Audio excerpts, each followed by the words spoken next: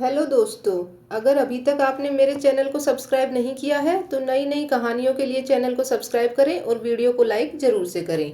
आज मैं आपको एक राजा की प्रेम कहानी के बारे में सुनाने वाली हूँ।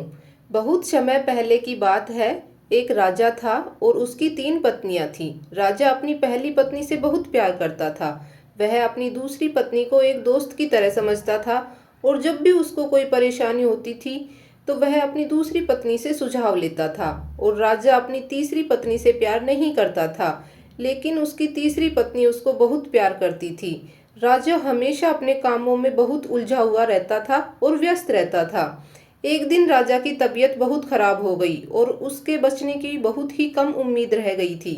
राजा की एक आखिरी इच्छा थी कि वह अकेले नहीं मरना चाहता था।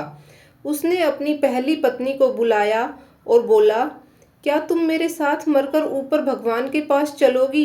यह सुनकर वह बोली, मैं आपके साथ नहीं जा पाऊंगी, मैं अभी जीना चाहती हूँ।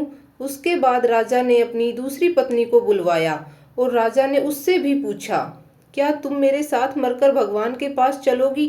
तभी उसकी दूसरी पत्नी ने कहा कि मैं तो अभी जवान हूँ और मैं आपके साथ भगवान के पास नहीं जा पाऊंगी और आपके मरने के बाद मैं दूसरी शादी कर लूंगी। यह सुनकर राजा बहुत दुखी हुआ और मन ही मन बहुत उदास हो गया और राजा ने अपनी तीसरी पत्नी को बुलवाया ही नहीं। उसने सोचा कि मेरी तीसरी पत्नी भी मना ही करेगी। तभी अचानक उसकी तीसरी पत्नी खुद चलकर राजा के पास आ गई और बोली, मैं चलूंगी आपके साथ भगवान के पास और हम दोनों साथ ही मरेंगे। उसकी बात सुनकर राजा बहुत ही खुश हुआ, लेकिन फिर बहुत ही निराश हो गया और बोला, मैंने पूरी जिंदगी तुमको प्यार नहीं किया और आज तुमने मेरे साथ चलने का वचन दे दिया।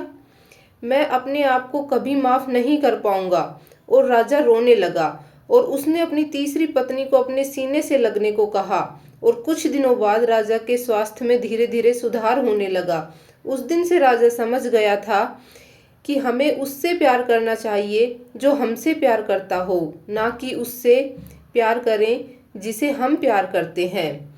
तो दोस्तों, ये थी राजा की एक प्रेम कहानी। आई होप आपको अच्छी लगी होगी। धन्यवाद दोस्तों।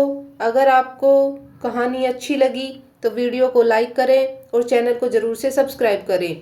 और आप किस तरह की कहानी सुनना चाहते हैं कमेंट बॉक्स में कमेंट ज़रूर से करें।